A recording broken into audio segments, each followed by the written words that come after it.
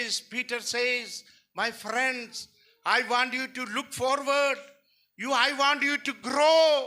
I want you to look forward. I want you to grow in Him.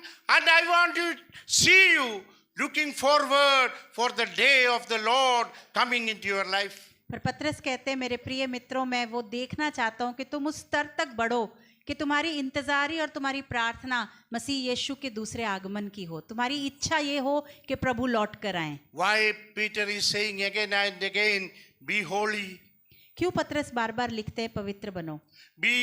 You have a godly life. क्यों पतरस बार बार लिखते हैं कि भक्ति का जीवन जियो? Why he is saying that look forward for the day of the Lord? पतरस ऐसा क्यों लिखते हैं कि तुम्हारी इंतजारी जो है Just यीशु के because- दूसरे आगमन की हो? Just because of one reason, God is going to destroy everything by fire.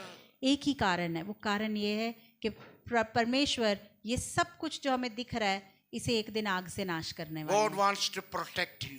और प्रभु चाहते हैं कि आप और मैं उस आग Peter से says that I want to see that you are protected. बचें। पतरस लिखते हैं कि मैं चाहता हूं कि तुम भी बचो। God loves you. परमेश्वर हमें प्रेम करते हैं। Peter knows that. पतरस ये बात जानते हैं लिखते समय, Peter is pleading to the believers. इसलिए वो विश्वासियों से गिड़गिड़ा कर विनती कर रहे हैं। He says that my God is going to destroy you and this world by fire.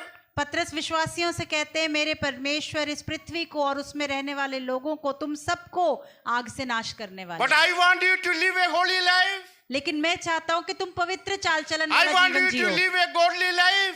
पवित्र चाल चलन वाला एक भक्ति का जीवन जियो। I want you to look forward for the day of God's coming. और अपनी आंखें उस दिन की ओर लगा के रखो जब यीशु लौट कर आएंगे।